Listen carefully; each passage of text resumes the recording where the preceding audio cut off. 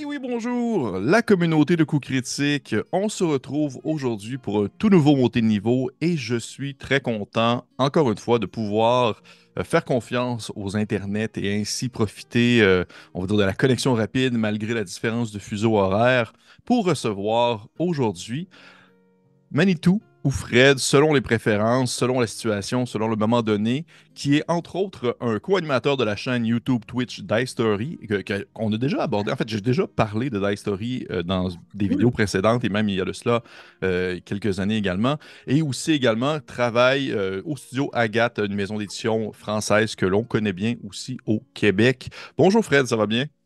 Eh ben, ça va bien, merci de me recevoir. Et toi, comment vas-tu? Ben, je vais merveilleusement bien. Encore une fois, je l'ai dit hors enregistrement, mais je le dis aussi en enregistrement. Merci d'avoir ajouté ton horaire en conséquence parce que, comme les gens peuvent le comprendre, nous avons des heures de différence. Je suis le midi et chez Fred, il est le soir. Et ainsi, C'est nous vrai. adaptons nos horaires pour pouvoir échanger, discuter. C'est la magie d'Internet, c'est C'est la formidable. magie d'Internet. Internet, c'est magique qu'on veut. C'est Donc, vrai. Fred, tu m'avais dit que tu étais familier avec le concept de montée de niveau, mais Oui. avant d'aller plus loin, j'aimerais ça que tu me fasses un peu une petite présentation. Qui est Fred? Outre ce que j'ai pu mentionner déjà, qu'est-ce qu'on peut savoir sur la personne que tu es? La personne que je suis, hein, c'est déjà une question difficile, hein, mais Oui, ouais, bah, en dehors d'être co-animateur de la chaîne d'History, comme tu l'as dit, bah, je suis avant tout un passionné de jeux de rôle. Je suis voilà, quelqu'un de relativement accessible. Je parle de tout, de rien sans aucun problème. Après, c'est vrai que mon univers tourne principalement autour du jeu de rôle, hein, puisque bah, c'est ma passion, c'est mon boulot. Donc, quand je ne fais pas du jeu de rôle, bah, je suis soit au lit, soit en famille, soit à table. Donc, c'est vrai qu'il me reste pas beaucoup de loisirs en dehors de ça. ben Donc, écoute. voilà, écoute, Moi, je trouve ça parfait comme ça. Écoute, c'est pas mal déjà, hein. on en mange et je comprends ça très bien. Donc, merveilleux pour les gens qui nous écoutent et qui ne sont pas familiers avec le concept de montée niveau. Comment ça fonctionne? Eh bien, j'ai une série de questions que je pige au hasard. Avant, j'avais une petite pochette physique avec des petites questions que j'avais écrites à la main et que j'ai mis à l'intérieur, sauf que pour préserver les arbres, je vivais maintenant de Hmm. façon numérique. Donc, une série de questions qui est vraiment pigée au hasard parmi un lot que j'ai écrit. Il y en a qui sont spécifiques à Fred, Ok. qui sont vraiment dirigés vers lui. Il y en a d'autres qui sont plus génériques et qui pourraient être posées à n'importe qui. Ça se peut que je ne pige que des questions qui sont spécifiques pour Fred. Ça se peut que je pige seulement des questions qui sont très générales. J'en ai vraiment beaucoup. Et le Ok. but, ben, c'est de vraiment apprendre à se connaître, échanger, discuter. Tu vas voir, Fred, j'ai souvent des sous-questions parfois qui Ok. vont embarquer D'accord. lorsque je pose des questions puis que tu dis des choses intéressantes. Ça se peut que, au lieu de piger tout de suite, je vais comme pointer Hmm. ou cibler certaines mentions que tu as pu faire parce que ben, je suis un gars curieux et que j'aime ça poser des questions. Fait que, Tu veux dire que tu rebondis sur mes questions. Serais-tu MJ par hasard je pour faire suis ce genre de MJ, choses? effectivement. Effectivement, je suis. Et oui, je repose. C'est super bien dit. Mais oui, effectivement. Est-ce que tu es prêt? Je suis prêt, quand tu veux. Parfait. Fait qu'on se lance ainsi. J'ai ma petite roue de fortune qui tourne à ma droite avec mes questions aléatoires. On y va qu'une première question. Mhm. OK. Question plus générale, mais en même temps, je suis très curieux Ok. aussi d'avoir ton avis là-dessus. J'aimerais ça que tu puisses, que tu me nommes un jeu qui a plusieurs années, on va dire, derrière la cravate, mais qui, selon toi, n'a pas pris une ride, qui demeure encore aujourd'hui très actuel, autant dans son système que dans son thème ou dans sa Ouf. présentation. Je sais, hey, ça commence avec une grosse Ah ouais, question, ça hein? commence, c'est costaud, ouais. Ça commence lourd, ouais, je sais, Un excuse, vieux ouais. jeu qui a pas pris une ride. Euh, Purée, c'est pas facile. J'avoue. C'est Faut que rare, c'est la première fois que je la faut que je pige en m'aide un petit premier. peu de ma bibliothèque. Parce qu'il faut savoir que j'ai repris le jeu de rôle il y a pas très longtemps en fait. Donc OK. vieux jeu, c'est tout est relatif. Euh, je dirais Nightcrawler, la V2 de Ah oui! Nightcrawler, qui est en plus un de mes jeux préférés. Et même si le système, voilà, il s'essouffle peut-être un petit peu par rapport à ce qui se fait maintenant, avec un petit peu d'adaptation, je trouve que la thématique global du jouer des voleurs, des criminels comme ça dans une cité urbaine fantasy. C'est quelque chose qui, je pense, aujourd'hui marche encore très bien puisqu'il y a tout un tas d'adaptations, hein, Blade in the Dark, par exemple. Oui, Donc oui. il y en a tout un tas. Donc ouais, ce serait ma réponse, un petit Nightcrawler. Très cool. Je suis vraiment content que Je tu nommes rêve ça. d'une V3 d'ailleurs, de Oui, mais je Nightcrawler trouve un ça jour. vraiment cool que tu nommes ce jeu-là parce que je pense que c'est jamais venu au Québec, mais j'ai été capable d'avoir tout de même, tu sais, je veux dire, Ouais. j'étais quand même assez jeune, ça fait quelques années déjà, Oui, il et je me commence à rappelle dater. d'avoir, ouais, ça commence à dater, mais ça m'avait tellement impressionné lorsque c'était sorti, justement, l'espèce de pléthore on va dire, entre parenthèses, de classes, de plutôt de spécialisation de voleurs Oui, différents qu'il existait. Je trouvais ça tellement impressionnant. Mais c'est vrai. très cool réponse. Ouais, Merci. moi j'aime beaucoup aussi, ouais. Ouais. Bon, ben regarde, on commence avec du lourd. On commence avec du La lourd. glace est brisée. Comme ça, on peut C'est continuer bon, avec peut-être quelque chose d'un peu plus le plus léger. dur est passé. On est plus dur est passé, exactement. On y va qu'une prochaine question au Allez. hasard, et ça tourne. OK, question très spécifique pour toi, Fred. J'aimerais ça un peu que tu me parles des débuts de Die Story. Comment ça a commencé? Ouf. OK, c'est très rigolo en plus comme histoire parce que, hem, moi ça fait des années que je joue en virtuel. Mais Mhm. quand je dis des années, c'est que j'ai commencé je crois dans les années 2004, un truc comme ça. Après j'ai fait une grosse pause et je suis revenu il y a 5 ou 6 ans.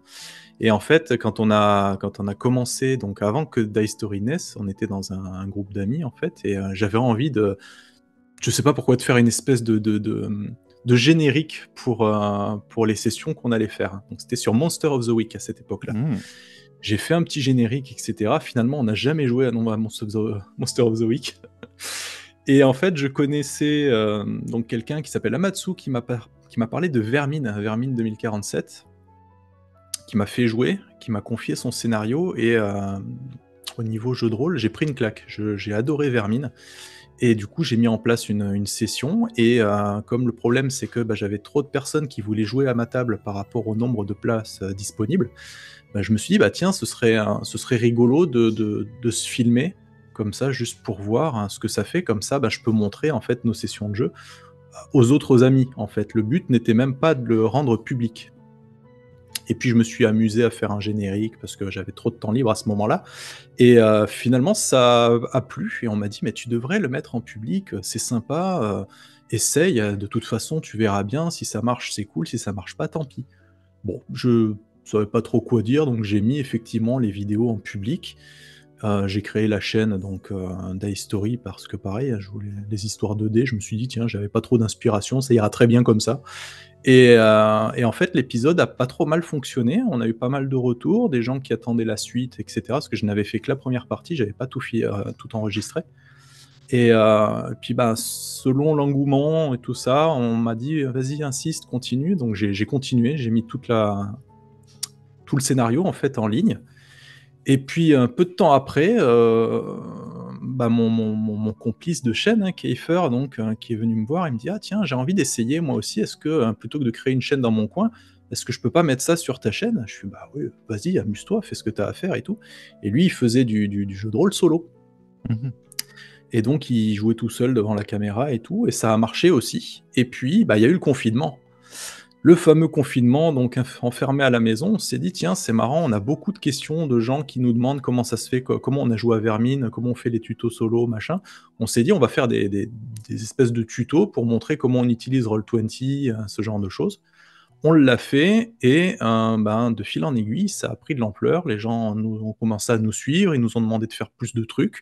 Nous, on s'est prêté au jeu parce qu'on trouvait ça rigolo et puis on avait une espèce d'interaction en fait avec les gens. Donc on a continué pendant le confinement. Confinement terminé, on a continué encore.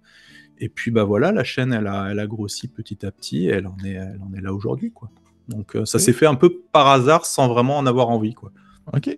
J'ai l'impression que parce que dans mon cas, c'est ça aussi. J'ai l'impression que le confinement a été comme pour plusieurs un espèce de Mm. moment d'élan pour Ouais. de nombreuses chaînes comme Nous ça. on l'a commencé juste avant et le confinement a fait que, enfin à titre personnel, je me suis dit tiens, je me demande ce que ce serait d'être streamer à temps complet.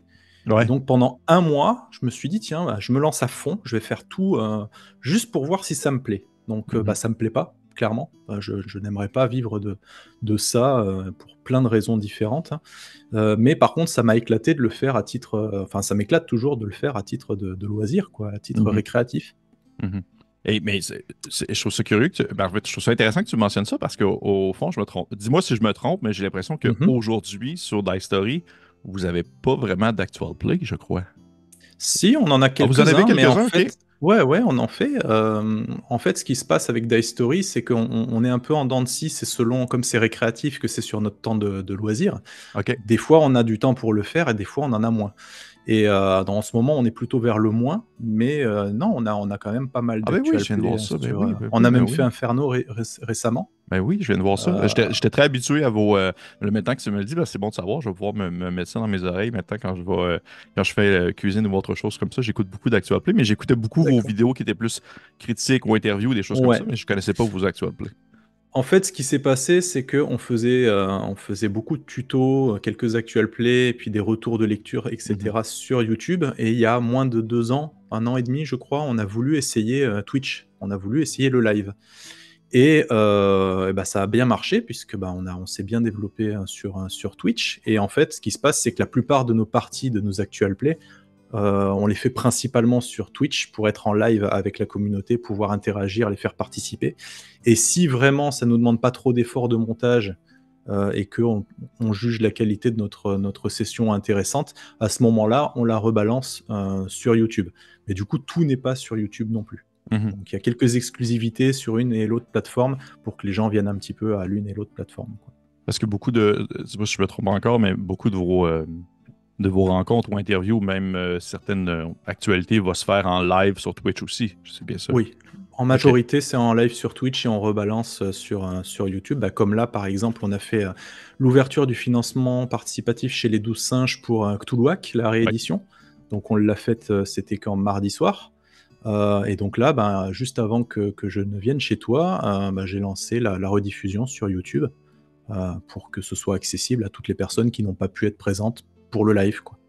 Est-ce que c'est toi ou ton collègue qui font le montage, qui fait le montage?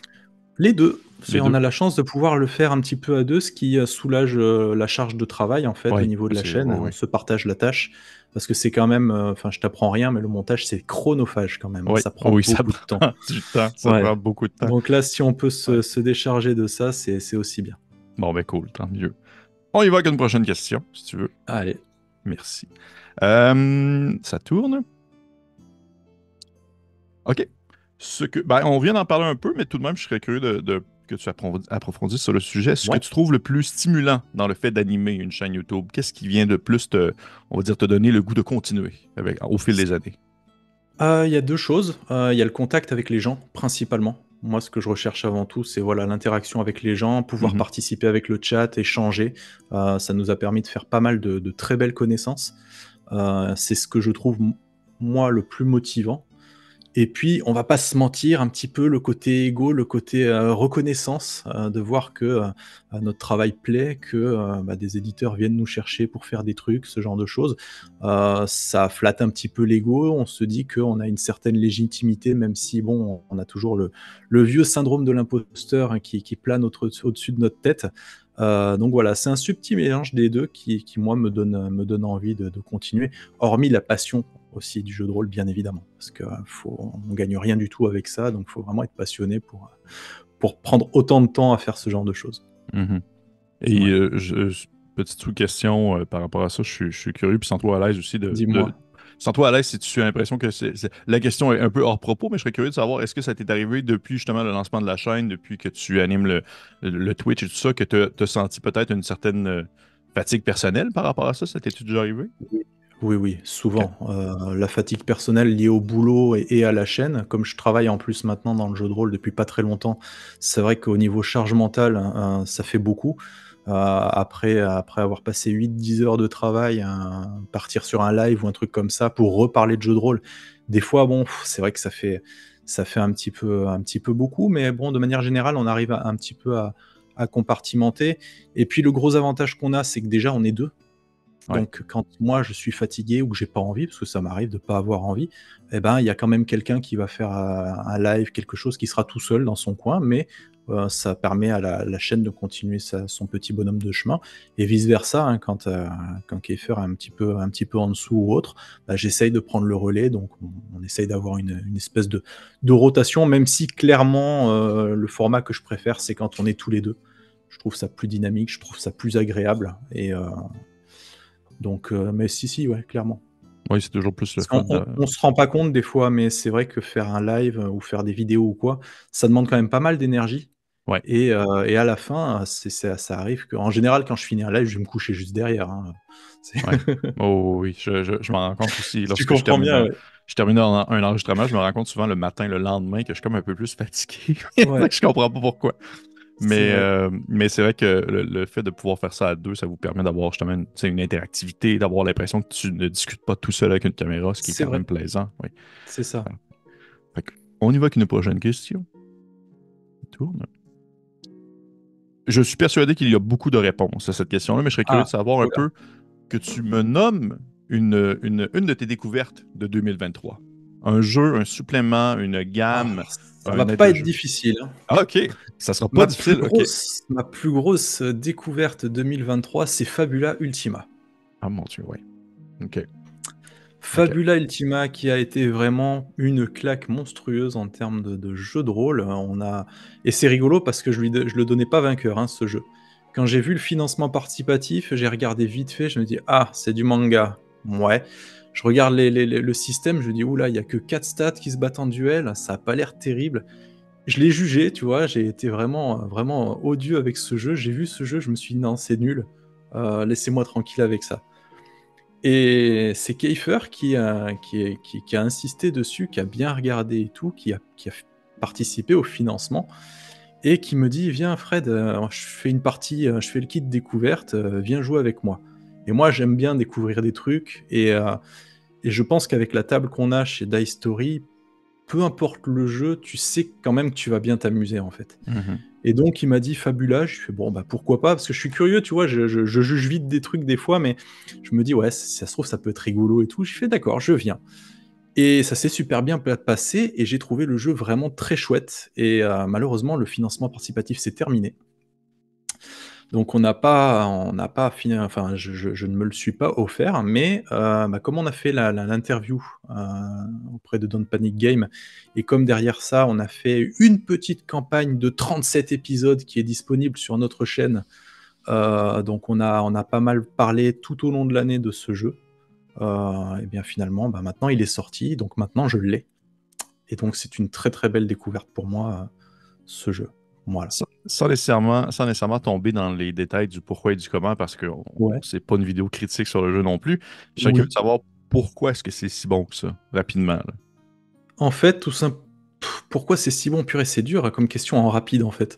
Parce que le système, il est suffisamment léger pour être intéressant. Mhm. Heu, il apporte suffisamment d'options pour qu'on s'ennuie pas pendant les combats parce que alors je sais que toi, tu es un grand fan de Donjons& et Dragons.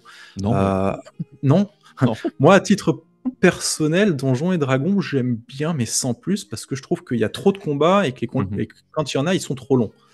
J'aime pas quand ça dure 3 plombes et qu'on passe la soirée à lancer des dés, voilà, je c'est pas trop mon truc et Fabula Ultima, il a ce côté, où, tu as toujours un truc différent à faire, où l'initiative, la le qui joue à quel moment est super important et en fait, il a réussi à contrer tout ce que nous, on n'aime pas dans le jeu de rôle. En fait, lui, il le fait, il le met quand même et ça marche et du coup, voilà, on a vraiment aimé. En plus, j'aime les JRPG, je vais y arriver, les JRPG. Mhm. Heu, Depuis tout petit, j'en ai fait énormément, hein, Final Fantasy VII, tout ça, c'est mon truc et tous les clins d'œil qui sont faits à ce jeu font que vraiment, voilà, ça a été notre claque ludique, 2023, mais largement au-dessus de tout le reste, quoi. OK. Et tu penses que ça pourrait satisfaire des gens qui ne sont pas du tout fans, parce que tu l'as mentionné au début, tu as fait manga, pas trop sûr, ça peut tout de même venir chercher ce preneur en quelque sorte. Moi, je pense que ce qu'il faut, que ce soit pour ce jeu ou pour n'importe quel autre jeu, je Mhm. pense que de base, il faut rester curieux. On Mhm. peut avoir des préjugés, on peut avoir un avis très tranché sur quelque chose, mais je pense Mhm. qu'il faut pas rester fermé sur le truc. Il faut quand même l'essayer, même si il a tout pour déplaire. faut quand même prendre le temps d'essayer un truc et à ce moment-là de se faire un avis. Mhm. Il y a plusieurs jeux moi que j'ai découvert comme ça et qui m'ont fait changer d'avis. Donc voilà, être curieux, essayer et se faire sa propre opinion et clairement, même si je suis pas à fond sur les mangas, c'est pas le truc qui m'attire le plus. Mhm. Le côté JRPG, les petits clins d'œil liés à cette génération, voilà, Final Fantasy VII et tout, fait que je sais pas, la sauce, elle a super bien pris avec moi en tout cas. OK. Je suis curieux parce que tu l'as mentionné un peu, mais est-ce que tu serais capable de me dire rapidement un autre de ces jeux-là que au premier abord, tu étais comme Ah, pas ça, mais finalement, après l'avoir essayé, tu as été comme immédiatement convaincu? Qu'est-ce qu'il y aurait eu d'autre comme jeu? Il y en a eu un autre, alors c'était peut-être un petit peu plus vieux. Mhm. Je dirais Septième Mer. Oui. OK. La deuxième version de Septième Mer, quand Septième Mer est sortie, alors en plus c'est rigolo parce que je travaille pour le studio qui édite en français Septième Mer, hein. Mhm. Quand Septième Mer est sorti en français, j'avais envie d'un jeu de pirate. Je suis tombé sur Septième Mer, j'ai regardé le système, je fais putain, j'ai rien compris quoi. Les mises, les trucs, je fais c'est trop compliqué. Le bouquin était beau, mais voilà, je l'ai mis de côté, j'y ai plus retouché. Et Kiefer, donc la personne avec qui j'anime la chaîne, c'est pareil. On a beaucoup aimé le lore et tout ça, mais le système, on n'avait pas bien compris, voilà. Et en fait, donc cette année, là, au mois de septembre-octobre, on a financé donc KT, Oui. donc le dernier supplément pour Septième Mer, qui est un peu un spin-off. Et j'ai replongé le nez dedans fatalement par rapport au travail. Et je me suis dit, ouais, c'est quand même dommage que je vais quand même lui donner une deuxième chance à ce jeu parce que, même si, en plus, c'est rigolo parce que moi, le côté asiatique, je n'aime pas ça du tout, quoi. Et KT, c'est complètement ça. C'est Ouais, le c'est côté- ça. Ouais. c'est complètement ça. Et je me suis un peu forcé, je me suis dit, tiens, je vais quand même redonner une chance au système et tout ça. Donc, on a regardé avec Kiefer et tout, on a fait un actual play. Et en fin de compte, soit il y avait un truc qu'on n'avait pas compris, soit il y a eu des petites modifications, je sais pas. On a trouvé que ça tournait très bien, en fin de compte, que c'était très chouette et je me suis vraiment beaucoup amusé. Ce qui fait que ça m'a donné envie derrière de me faire la collection entière, quoi. Donc je commence Mhm. petit à petit à avoir quelques bouquins. Dès que je peux, je prends un supplément et tout. Et ouais, c'était vraiment ça. Il partait pas vainqueur, les mises et tout ça, ça m'avait un peu refroidi. Mais je n'y avais jamais joué. Et là, j'ai testé le truc. J'ai insisté un petit peu. Et en fin de compte, il est vraiment très épique, très héroïque. Et il a des défauts, hein, comme tous les jeux, parce que Oui. le propre du rôliste, c'est de ne pas trouver le jeu ultime parfait. Mais il coche quand même pas mal de cases. OK.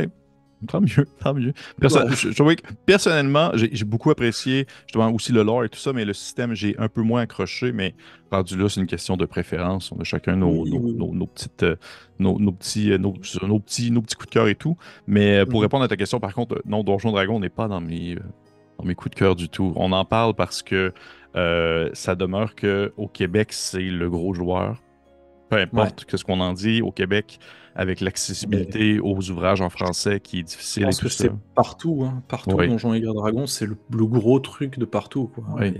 Mais au moins, comment je pourrais dire, en Europe, en France, vous avez un peu plus de variété qui s'offre à ce milieu-là, alors Ouais. qu'on commence à avoir un peu plus de stock, nous, mais demeure que Donjon Dragon est un gros marché C'est qui... vrai que Ouais, en France, on a la chance d'avoir quand même beaucoup de maisons d'édition qui font ouais. des créations françaises et qui en plus sont de très bonne qualité. Je Mhm. pense notamment aux 12 singes.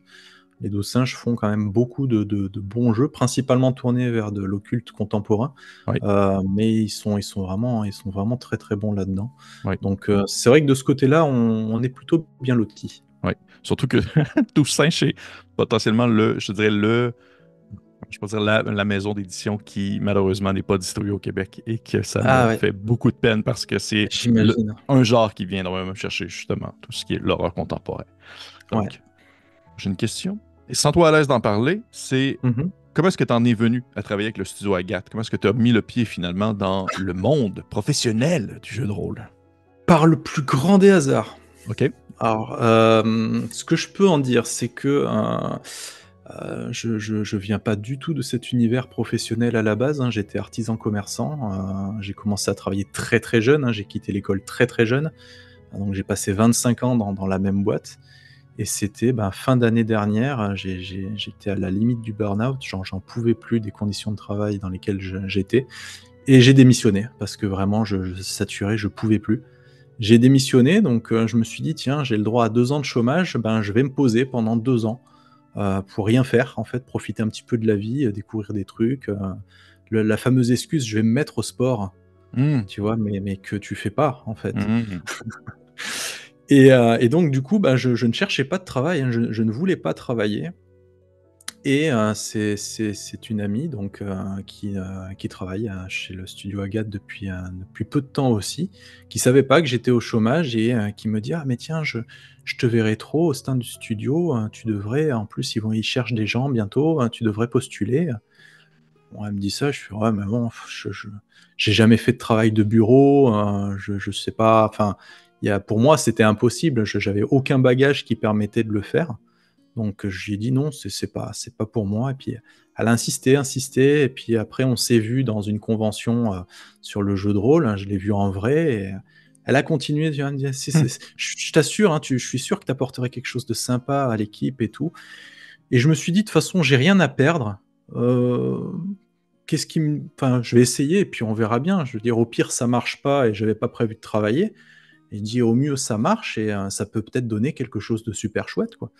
Donc j'ai postulé vraiment sans conviction, ce qui voulait pas dire que j'en avais rien à faire non plus.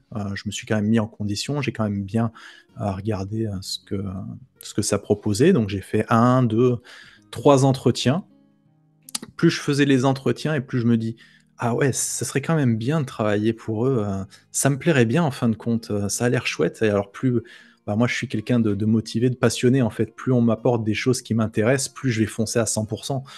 Et du coup, donc effectivement, je partais avec quand même beaucoup de handicap parce que, je ne savais pas faire grand chose à la base mais voilà, on a discuté et tout ça, donc on s'est dit: «Ouais, on va faire un test», hein. Donc je suis en CDD, hein, donc c'est un contrat à durée déterminée, donc j'ai signé, avec eux pendant 1 an. 1 an pour, apprendre tout simplement, à me perfectionner, à voir un petit peu de quoi ils ont besoin, à voir ce que moi je suis capable de leur apporter. À voir aussi si déjà, à mon niveau ça me plaît, parce que c'est quand même un peu particulier et donc voilà, pour le moment je suis en phase de pas phase de test, mais voilà, on regarde un petit peu, j'apprends et puis on fera le bilan, en mi-2024. On verra où est-ce qu'on en est, si on continue, si on s'arrête là donc voilà, c'est vraiment par hasard, hein, c'est pas quelque chose que je cherchais Mmh. et De fil en puis aiguille, ça en voilà. est venu jusque-là, mais Voilà, c'est de fil en aiguille et oui. puis pour l'instant, ça se passe super bien, je suis vraiment ravi. C'est pas facile tous les jours parce que justement, quand tu as autant de choses à apprendre, avec une grosse quantité d'informations, que tu pas très confiant, tu pas très serein, donc tu te mets beaucoup de pression, tu veux faire bien. Donc voilà, c'est pas tous les jours simple, mais ça reste un boulot qui est motivant et qui est, et enfin, je vis de ma passion quand même, c'est quand Mmh. même pas donné à tout le monde, Mais donc non, j'ai pas une du tout. chance, j'ai une chance incroyable à ce niveau-là, donc voilà, du coup, j'essaye de faire ce qu'il faut, hein. Puis comme tu le dis, c'est que c'est faire un C'est 180 degrés pour tomber dans un milieu professionnel que tu ne connaissais pas du tout. alors C'est quelque j'avais chose, jamais envoyé ouais. de mail avant, tu vois? Enfin, à part des conneries, de chaînes ou des vidéos de chats, j'avais jamais envoyé de mail, voilà, donc c'est tout un tas de choses que je découvre encore aujourd'hui, hein, j'ai encore fait des bêtises aujourd'hui d'ailleurs, hein, donc voilà, j'apprends, et On puis, apprend. j'ai la chance de bien être entouré et d'avoir une équipe qui est quand même assez compréhensive et patiente avec moi, donc ça joue beaucoup. C'est quand même vraiment chouette de se dire que c'est sûr que après tout, il y a un côté du fait que tu as justement cette passion-là pour le jeu de rôle qui a Mmh. influencé on va dire la possibilité de pouvoir mettre le pied dans cette boîte-là et d'y travailler, c'est sûr et Mmh. certain. Et ça, c'est cool parce que ça démontre à quel point ça peut avoir on va dire des répercussions sur justement, sur notre manière de voir, sur notre manière de vivre notre passion et tout ça. Mmh. Fait que je trouve ça vraiment très cool pour toi, en fait. Ben, félicitations C'est d'ailleurs. merci, on va espérer que ça dure, mais non, non, c'est puis en plus, comme je disais, si cette personne, n'avait pas insisté un petit peu, à aucun moment j'aurais eu de moi-même l'idée de postuler pour une maison d'édition. Mhm. Et en plus, enfin, je suis quelqu'un d'assez, je vais pas dire salé, mais assez critique. C'est-à-dire que je me serais pas vu travailler pour n'importe quelle maison d'édition non plus. Mhm. Tu vois, il y a certaines maisons d'édition, on m'aurait proposé la même chose. J'aurais même pas cherché, j'aurais dit non de suite parce que soit c'est une maison d'édition qui me plaît moins ou qui a un catalogue qui me fait moins vibrer ou qui a des valeurs peut-être que je ne partage pas. Et du coup, le fait que ce soit le studio Agathe qui de base à l'époque était quand même l'une de mes maisons d'édition préférées, ça a énormément joué quoi. Donc du coup, voilà, vraiment coup de bol pour moi. Pour une fois, je touche du bois, c'était vraiment chouette. Et j'ai foncé dans la brèche et on va essayer d'y rester le plus longtemps possible, écoute. Ben, on va le souhaiter. Je te le souhaite en tout cas. Je te le souhaite en C'est tout cas. gentil. On y va avec une prochaine question. Mhm. Question plus générale un peu. Est-ce que tu as déjà eu l'idée, le projet, ou même justement, tu as déjà mis sur papier le début d'un concept ou le plaisir de vouloir créer ton propre jeu de rôle? Non. Tout Oh! simplement parce que ma plus grosse faiblesse, c'est que je ne suis pas bon pour inventer des scénarios. Je ne suis pas bon pour inventer, voilà, c'est un truc sur lequel je n'arrive pas. OK. Je ne sais pas créer mes scénarios. Je suis comment dire? Pas un voleur, mais moi je sais prendre les choses des autres et les arranger à ma sauce. Ça, il y a pas de problème. Faire des petits mélanges ou quoi, ça va. J'arrive à adapter des scénarios pour les faire correspondre à quelque chose qui me plaît moins, un peu mieux. Mais créer de zéro, c'est quelque chose que je suis incapable de faire à l'heure actuelle, en fait. Et je suis, toujours assez admiratif des personnes qui arrivent à créer leur scénario. Alors, créer un scénario et puis dire, «Ah tiens, vous êtes dans une taverne, il y a un gars, il vous donne une quête pour aller chercher un trésor». Voilà, ça, je pense que tout le monde est capable de faire ce genre de scénario, mais personnellement, ce genre de scénario ne m'intéresse pas. Moi, j'aime quand c'est un minimum recherché, qu'il y a une petite intrigue, qu'il y a un petit cliffhanger, hein, quelque chose d'intéressant. Donc ce genre de scénario, je ne sais pas les faire. Donc créer un jeu de zéro en imaginant le système, en imaginant le lore qui va avec, et cetera, c'est quelque chose que actuellement, serais bien incapable de faire. Ben, Aider quelqu'un, Oui, pourquoi vas-y, pas? go. Tu vois? Aider quelqu'un qui, faire une espèce de brainstorming, dire: «Ah tiens, on pourrait faire ça et tout». Rebondir sur les idées des autres, ça j'y arrive. Mais créer de moi-même, c'est quelque chose qui m'est très difficile. C'est intéressant parce qu'habituellement, quand je pose cette question-là, souvent les gens vont dire en premier lieu, ils vont pas nécessairement dire les modules ou les aventures et tout ça, ils vont vraiment plus focuser sur le système. Et toi, tu as plus dit les aventures, les scénarios. Est-ce que tu as l'impression que tu aurais peut-être plus de facilité à concevoir un système de jeu avant une aventure? C'est surtout que pour moi, le système de jeu, c'est pas le plus intéressant dans le jeu de rôle. Mhm. Moi, ce qui m'intéresse, c'est l'univers, hein, c'est le scénario, l'histoire qui va avec, parce que au final, les gens, dans un jeu de rôle, ce que les gens hackent le plus, c'est le système. C'est pas Mhm. souvent les univers. Donc ça veut dire que les univers de base, ils semblent cohérents, ils semblent plaire aux gens. Ce qui leur déplaît, c'est les systèmes. Donc moi, si je devais créer un jeu de rôle, je créerais d'abord l'univers et l'ambiance et tout ça, avant de chercher un système qui colle, qui puisse coller dessus, quoi. Mhm. Donc les systèmes, ce serait la même problématique de toute façon, créer un système de zéro, C'est j'en serais aussi incapable, hein, c'est très sincèrement. un gros morceau. Un gros morceau. Ouais, ouais, ouais. Euh, je suis curieux parce que là, vois-tu, là, tu mentionnes des choses et je tombe dans mes fameuses sous-questions et je dis souvent que je suis curieux, Mmh. puis c'est vrai. Euh, Tu as parlé d'univers de jeu. Est-ce que tu as des univers fétiches? Là, tu as parlé tout à l'heure de Vermine, oui, entre autres, mais Fermine, outre j'aime ça, beaucoup. est-ce que tu as des... Capharnaüm, Capharnaüm? est-ce Je que si connais tu connais seulement de Capharnaüm? nom, mais ça, une fois de plus, c'est que Ah! j'ai Si jamais tu vécu me au lances Québec. là-dessus, alors là, on en a pour 3 heures, hein. OK. Capharnaüm, c'est un jeu, arabisant fantasy, un peu à l'image d'Aladin, Prince of Persia, Les Mille et Une Nuits, ce genre de choses Mhm. et donc c'est du médiéval fantastique, en fait, mais avec une thématique, vraiment où, la poésie est vraiment mis en avant, la magie est très, très présente, mais une magie, bien spécifique avec, les fameux génies dans le désert, avec les fameux, mirages aussi dans le désert. Il apporte aussi une touche, super intéressante avec les différentes, ethnies qu'on peut y trouver avec, enfin, il y a tout un lore et en plus les bouquins sont quand même, magnifiques. puisque Hmm. voilà, on est sur des trucs vraiment, voilà, c'est du mille et une nuits en version jeu de rôle. Donc l'aventure, l'exploration est vraiment mis en avant avec les traversées dans le désert, les caravanes. Et puis il y a tout ce qui est les relations politiques, diplomatiques avec les tickets à avoir. En fait, si tu veux, Capharnaüm, c'est une espèce de Legend of Five Ring, mais en mille et une nuits, si tu préfères. Ok, ouais. Oui, Voilà. Donc, je suis capable de comprendre la référence à celui-là.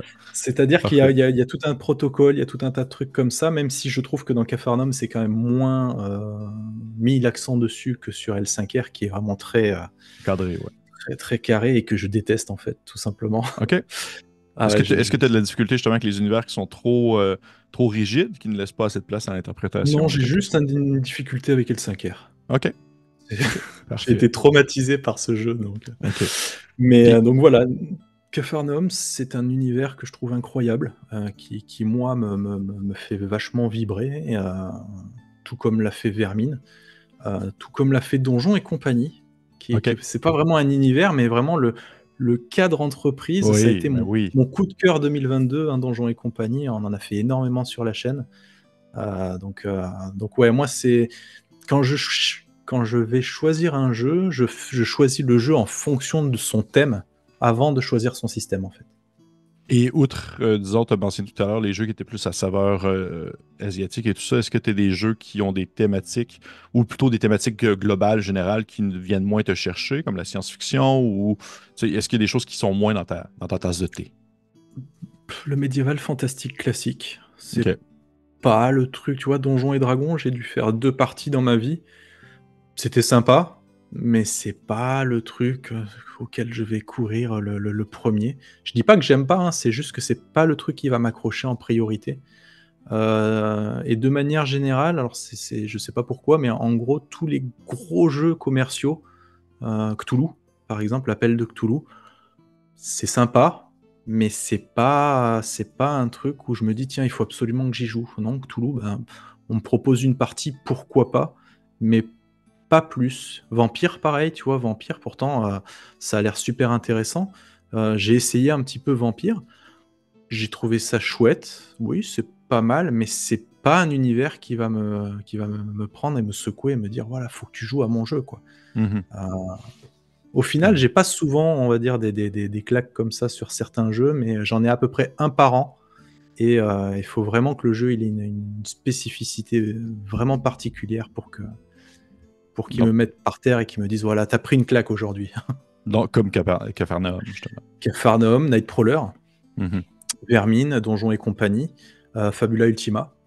Septième Donc, rêve. 7e mer, j'irai peut-être pas L'univers. jusqu'à dire que j'ai pris la claque, mais disons qu'il m'a permis de me remettre en question. OK.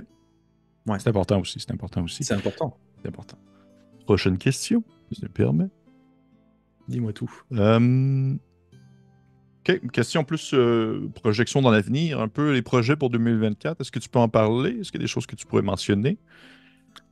Des projets à titre, personnel, Titre professionnel? pour la chaîne, tu sais, dans le milieu du jeu Bah, de rôle.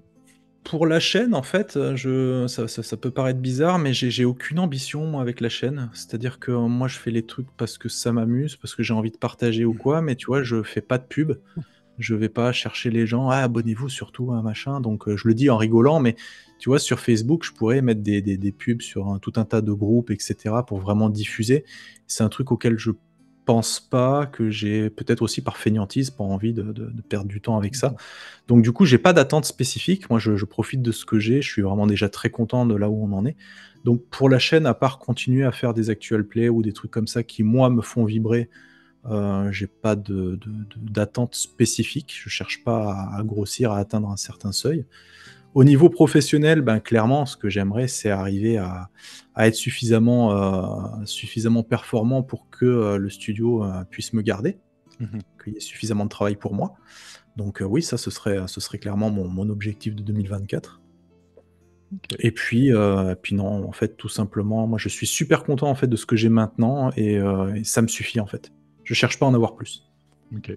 Ben, en même temps, tant mieux. Tant mieux. Si Oui, on bah, est j'ai tout bien ce qu'il dans. me faut. J'ai tout ce qu'il me faut, donc je n'y touche pas. Je ne sais pas si vous dites ça en France, mais il y a l'expression d'être sur son X. être, si on veut, à la croisée des Ouais, chemins, puis être bien on dirait, dans sa c'est situation ça. actuelle, là. Ouais, ouais, et puis moi j'aime bien ma routine en plus, tu vois? Donc je suis bien dans ma situation. Après oui, découvrir de nouvelles personnes, croiser des tu vois? On se rend souvent, enfin souvent, on se rend de temps en temps à des conventions en France, donc croiser des viewers, hein, croiser des éditeurs, faire Mhm. connaissance avec des auteurs, ce genre de choses. Moi je trouve ça super enrichissant. Partager on a tu vois? Par exemple, l'année dernière, on a partagé un stand à Octogone avec d'autres créateurs et créatrices de contenu. Ah c'était sympa, tu vois? Donc moi j'aime bien en plus, proposer des parties, un tel vient à la maison, enfin vient sur notre chaîne, moi je vais, un peu comme on est en train de faire en ce moment. Ça m'intéresse vachement, tu vois? Ben, écoute, moi aussi, Je trouve j'aimerais ça ça super. pouvoir aller à Octogone, même si c'est un peu loin. C'est le genre de choses que je trouve cool. Ben, vois-tu, j'allais te poser la question pour savoir si vous alliez à des conventions, des choses comme ça, mais ça répond à ma Ouais, question en même temps, là. ouais, ben là cette année déjà avec le travail, hein, je vais aller à Trolls et Légendes, donc qui est, une convention en Belgique. Oui. Donc, après une grande convention, donc, ça j'y vais pour travailler. Après bon, c'est pas du travail quand on aime ce qu'on fait, hein, bien sûr. Mais et après à titre donc de loisir, hein, je vais aller donc en Alsace, donc à Kaysersberg, Hmm. qui est la localisation où, l'ami avec qui je fais la chaîne habite. Donc du coup, je peux le voir, parce que sinon on se voit jamais. Il est à l'autre bout de la France, donc on se voit jamais. Donc là, c'est l'occasion de pouvoir voir un petit peu, hein, tout le crew de Dice Story qui sont tous là-bas. Et Comment puis vous de êtes voir. rencontrés? Comment vous êtes rencontrés? Je suis curieux. C'est parce que justement sur Nightcrawler, je faisais une campagne avec un des joueurs. Ce Ouais. joueur, j'ai beaucoup sympathisé avec lui. On a fait du jeu vidéo et tout ça. J'ai arrêté le jeu de rôle, mais j'ai continué de jouer avec lui et tout. Mhm. Un jour, il me dit: «Tiens, regarde, Capharnaüm, ils font une réédition», donc c'est lui qui m'a remis le nez dans le jeu de rôle, tu vois? Donc c'est un peu grâce à lui que j'en suis là aujourd'hui, donc merci beaucoup. Et en fait, c'est un ami à lui, qui connaît IRL. Je voulais faire une petite campagne, je cherchais des joueurs, il m'a dit: «Bah tiens, j'ai un copain qui serait intéressé, et une copine aussi qui serait intéressée», je fais: «Bah ramène-les», et depuis on s'est pas quittés, quoi. Ok. Donc Ben, tant mieux. ouais, Tant mieux. Tant mieux. Salut à encore une toi. fois, la Salut. magie d'internet. Oui, la magie d'Internet, je sais. Moi, ça me surprend toujours. À chaque fois, ça me Ah, renverse. pour moi, c'est incroyable. Par exemple, j'ai une amie québécoise avec Pour qui je vrai? joue, régulièrement, ouais, Dizae. C'est elle qui m'a motivé, qui m'a permis de me lancer sur Twitch, OK. puisque c'est elle qui faisait la MJ sur Blade in the Dark d'ailleurs. Moi, OK. j'étais aux anges, hein. Est-ce qu'elle a sa chaîne Twitch à elle? Elle n'a pas sa chaîne Twitch, non, OK. elle n'a pas de chaîne. Si elle a une chaîne Twitch, mais elle stream très peu. Elle faisait du graphisme, je crois. Et du coup, donc elle joue avec nous régulièrement. Elle est quasiment tout le temps chez nous. Dès qu'on peut faire un actual play, on l'invite. Donc, Oh Dieu, et c'est cool, ça. sans la magie d'internet, je n'aurais jamais pu la Mais rencontrer. non. Et c'est génial parce que c'est une personne que j'aime beaucoup. Ouais. Voilà. Puis souvent, c'est le genre de contre-coup qu'on ne pense pas, mais que Mmh. la pandémie a aussi eu sur nous, tu sais, le confinement et tout ça, l'espèce d'accessibilité à C'est on va vrai. dire, l'équipement pour pouvoir discuter, échanger. Moi, je n'étais pas du tout équipé au début de la pandémie. Là. J'avais rien Mmh. du tout. Là. J'avais rien du tout. J'avais des roches, puis je sais pas, rien. J'avais même pas presque pas d'ordinateur. On y va avec une Ouais. prochaine question, si tu me Allez. permets, avant que je dise d'autres niaiseries. Euh, OK. Je vois un peu que tu. J'ai remarqué, en fait, c'est vraiment comme par hasard, j'ai vu que tu participais à des actual plays sur, dans le fond, la chaîne de Damien Coltis. C'était Zonbiologie. Oui, alors c'est Ouais. c'est sur la chaîne de Silky Nael où il OK. est MJ, en OK. fait. Et donc Silky m'a invité, donc ouais, je joue avec Damien Coltis. Oui. Ben justement, On j'étais essaye d'avoir, une de voir. dernière date pour finir la campagne. OK. Enfin la campagne, le scénario en Le cours, hein. C'est scénario. très difficile d'agencer les agendas de tout le monde. Mais j'étais curieux justement de savoir un peu ton expérience par rapport à justement tu sais, d'aller jouer sur la chaîne de quelqu'un d'autre, d'aller essayer un jeu qui justement il n'est pas encore sorti officiellement, d'aller on va dire de partager un peu cette espèce de Ouais, moment-là assez privilégié. Je serais curieux bah, d'avoir ton avis un peu. j jouer chez d'autres personnes, c'est quelque chose que je connais déjà puisque, je suis allé jouer chez plusieurs, autres chaînes de créateurs, créatrices de contenu. Mhm. Donc c'est ce que je te disais tout à l'heure, on aime bien inviter de temps en temps, aller chez les autres et cetera. Donc ça, c'est quelque chose qui m'est familier. Après oui, effectivement, jouer à un jeu qui n'est pas encore sorti, on se sent un peu privilégié, mais en même temps, on fait le bêta test aussi, donc Mhm. on affronte les problèmes et cetera. Donc là, pour le coup, il y en a pas parce qu'il est quand même bien rodé, le jeu de Damien Coltis. Mais non, oui, on se sent un petit peu privilégié. Après, on est avant tout des rôlistes, des passionnés, donc c'est surtout ça qui prime en fait. Est-ce que c'était la première fois que tu avais l'occasion de jouer justement à un jeu qui était comme pas encore sorti officiellement? Bah, par rapport à la chaîne, non. Des jeux, puisqu'on fait régulièrement des interviews, des trucs comme ça, on a régulièrement accès à des Mhm. jeux qui sont pas vraiment encore sortis. Donc ça, c'est pas quelque chose, mais J'allais plus dire dans le en contexte d'un jeu qui était un peu encore justement en construction, en quelque sorte. ouais, Ah, c'est pas forcément la première fois, mais oui, c'est pas ça arrive pas tous les jours non plus, quoi, clairement. Donc ok. ouais, ouais, non. Bah, je l'ai fait Et... sur Vermine, d'ailleurs. Ah oui, sur la dernière Bah oui, version? Vermine, ouais, ouais, j'ai, les actuels plays de la chaîne, ils datent de, bah, juste au moment du covid, juste après. Donc c'était il y a déjà 3 ans, alors que Vermine est sorti, il est sorti cette année, enfin, septembre, je crois, 2023, l'année dernière. Ok. Donc il y a quelques mois seulement officiellement.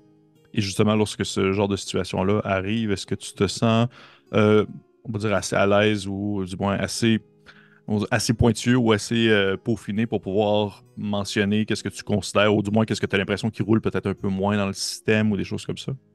Oui, parce que, ben, chez Die Story, on lit quand même beaucoup de jeux, on aime bien faire nos critiques, nos retours, et cetera. Mhm. Donc on a la chance d'avoir, on va dire, une culture du jeu de rôle, en tout cas récent, assez variée. Donc effectivement, oui, on est apte à dire: «Tiens, ça, je verrais ça peut-être un peu mieux», c'est ce que je te disais tout à l'heure, moi je sais pas créer des choses.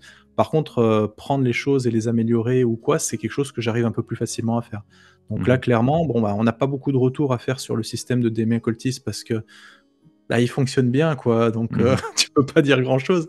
Il est très bien donc mais sinon ouais, lui il a pu tester son scénario, il a pu se rendre compte que, parmi les pré-tirés, il y avait ça, ça qui n'allait pas et cetera. Donc il a pu, j'espère grâce à nous peut-être un petit peu, modifier des petites choses par-ci par-là. Mais après je veux dire une fois que la dimension du jeu prend, la table, t'as plus toutes ces différences, t'as pas à te dire: «Ah tiens, bah, c'est un bêta test, ah bah tiens, c'est» non, tu penses pas, tu joues, tu prends du plaisir, t'es avec les gens et c'est ça pour moi le principal, quoi. C'est vrai. Le principal, c'est de passer le bon moment avec des gens qu'on apprécie. C'est vrai, c'est Effectivement. vrai. Prochaine question. Je vois que le temps passe. Il nous reste peut-être le temps pour deux questions, si ça te va. OK, pas de On y va problème. avec une prochaine. OK, intéressant. Une question plus aussi au sens large, que c'est pas spécifique pour toi, mais je suis curieux de voir un peu qu'est-ce que tu vas mentionner. Concernant, en OK, fait, je serais curieux de savoir un jeu que tu apprécies beaucoup, mais que ouais. tu sais que ce n'est pas, dans le fond, la majorité des gens qui l'aiment. Quelque chose que tu vas défendre bec et âme. Un jeu que tu adores, mais que tu sais qu'au final, les critiques, ou du moins les avis, ou même les autres YouTubers sont comme, eh. Ah bah, déjà, il y a Nightcrawler, clairement, parce que, bah, il est pas très connu, parce que le système, il est pas fifou, Mhm, clairement. Parce qu'ils vont te dire que depuis, il y a eu, beaucoup de jeux qui font, mieux la même chose mhm. et je suis pas en désaccord. Mais pour moi, Nightcrawler, il a une patte, une touche spécifique que les autres n'ont pas. Il a un lore au niveau des familles, il est arrivé à un moment de ma vie aussi qui comptait beaucoup. Il y a des jeux comme ça qui arrivent à un moment où, tu te dis, «Il serait arrivé à un autre moment, on l'aurait peut-être pas autant aimé». Ouais. Et Oh oui, je Nightcrawler, comprends. il est arrivé à un moment où, je sais pas, où ça a bien matché et où il a ses défauts, mais pour moi, c'est mon jeu préféré, quoi, Mhm. tout simplement. Donc ce serait l'un des jeux. OK. Ouais, très cool. Là comme ça, j'ai pas non plus, tu vois, ma bibliothèque, elle est entièrement là, hein, donc j'ai pas une grosse collection de jeux non plus. Heu, Ben écoute, c'est pas grave, la vraie réponse peut être Nightcrawler, il y c'est a pas déjà de, pas mal, oui. c'est déjà Bah, pas j'ai mal, l'impression de puis me répéter à chaque fois, c'est toujours les mêmes jeux, mais en même oui, temps, mais j'en ai en pas même non temps, plus, c'est pas grave, mais je trouve ça intéressant par contre que tu mentionnes l'intérêt de certains jeux qui arrivent au bon moment et qui viennent un peu, mmh. pas nécessairement renouveler notre expérience, mais lui donner une nouvelle saveur ou qui nous Mmh. pousse à être plus curieux par la suite. Moi, je me souviens quand j'avais eu, je pense qu'un des premiers jeux français que j'ai eu de main que j'ai acheté qui m'avait coûté tellement cher à l'époque de le faire venir en France, c'était Oltré. Oh Oltré, oui. les Mmh. premiers, la première version, la première d'Oltré, puis ça m'avait renversé parce que c'était comme un peu un genre de premier contact avec un peu le genre, parce qu'il y a un petit peu, il y a quelque chose de très OSR dans Ultra, aussi dans la génération procédurale, dans la création Mmh. d'hexagones, c'est dans la découverte, tout ça, ça m'avait vraiment, vraiment renversé. Puis je sais que si aujourd'hui je le découvrirais, je ne le savourerais pas de la même manière. Donc, Ok. je comprends très bien ce que tu veux dire. Hey, Nightcrawler. Je sais que si je le lisais C'est- aujourd'hui, je serais peut-être moins charmé que toi, mais Ah, bah, je je comprends. l'ai réouvert récemment parce que sur mes streams, les gens, à chaque fois que j'en parle, ils savaient pas de quoi je parlais et ils l'ont OK. réclamé. Donc j'ai fait un petit feuilletage il y a pas très longtemps de Nightcrawler pour montrer, parce que c'est vraiment un vieux jeu, tu vois, il est en noir et blanc et tout, hein, donc et en fait, quand j'ai relu les trucs, que j'ai revu les règles, je me suis dit: «Ah mais c'est au secours, quoi. Comment j'ai pu jouer à ça?» Tu vois? Des fois, tu te dis et en fait, malgré tout, je peux pas dire du mal de ce jeu parce que il a une particularité pour moi qui fait que, bah, non, il est trop bien ce jeu. OK. Bon. Tant mieux. Tant mieux. On y va qu'une dernière question, si tu veux Allez, bien, Fred. Et cette question-là, dans le fond, va être très. C'est souvent une question préécrite que je ne pige pas au hasard, que j'avais déjà prévue, OK. que Je j'ai l'avais prévue prévu durant celle-là. l'entrevue. Et ainsi, je te la lance. Et tu sais, au final, ça conclut en même temps l'entrevue. Je serais curieux de Mmh. savoir, c'est quoi l'histoire de la statuette Tiki que tu as derrière toi? Alors là, tu vas être déçu, hein. Oh non. Tu vas vraiment être déçu, hein. Ah, Bah, parce que mon pseudo sur internet, c'est Manitou, oui. c'est pas moi qui l'ai choisi. En fait, on me l'a donné, donc je l'ai gardé et puis, bah, j'ai acheté une maison il y a 2 ans et je cherchais des trucs pour le jardin, tu vois? Je devais prendre un raccord pour le tuyau d'arrosage. Je suis arrivé, j'ai vu cette statuette et j'ai dit: «Putain, elle est trop chouette» et je l'ai achetée et je l'ai mis là parce que moi, elle me plaisait à moi, en fait, c'était même pas prévu ni pour le stream ou quoi, je la trouvais cool. Je l'ai mis là et en fait, je me suis aperçu, la semaine d'après qu'en fait, le magasin avait fait une erreur dans le prix. Elle était OK. censée être beaucoup, beaucoup plus chère. Donc du coup, bah, j'ai eu un petit peu de chance, tu vois? Je l'ai acheté pas très cher et j'ai appris seulement à ce moment-là que c'était quelque chose qui était censé aller dans le jardin. Et moi, j'ai vu ça, j'ai fait: «Mais c'est pas possible, je peux pas mettre ça dans le jardin, Mais non. c'est une super déco» et je l'ai mis là et puis, bah, même si c'est pas tout à fait, culturellement la même chose puisque c'est plus, australien, pas australien, mais, Hawaïen.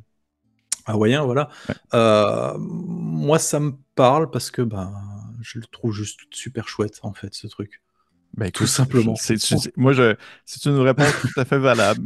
J'accepte absolument cette réponse-là. J'étais curieux de savoir si tu allais me dire que tu avais des racines justement hawaïennes quelque part. J'étais Pas curieux. du tout, pas Pas du du tout. tout. J'ai des racines, je sais même pas trop d'où parce qu'il y a plein de mélanges dans ma famille et tous, ne sont pas connus en fait, donc OK. du coup mais par contre, pas aussi lointaines non plus.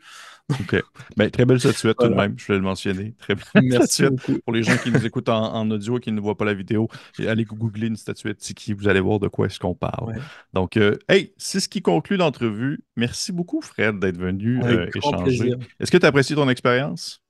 Très bien et puis j'espère que qu'on aura l'occasion de Ben reparler et oui. peut-être faire d'autres projets ensemble, qui sait? Ben oui, j'aimerais ça. J'espère que l'occasion va se présenter. Moi, je suis toujours très content de pouvoir échanger avec des personnes justement situées à des années-lumière de moi, tandis que j'essaie comme je peux, de relier les communautés francophones, franco-québécoises et tout ça. Donc, encore une fois, Mmh. merci beaucoup, Fred. Pour les gens qui nous écoutent, j'avais comme invité Fred de la chaîne d'iStory qui travaille également au studio Agathe. Tous les liens menant aux différentes plateformes des deux entités vont être dans la description de la vidéo. Encore une fois, merci beaucoup, Fred, et on se Bah, dit écoute, à la prochaine. Au revoir. à bientôt, merci de m'avoir reçu.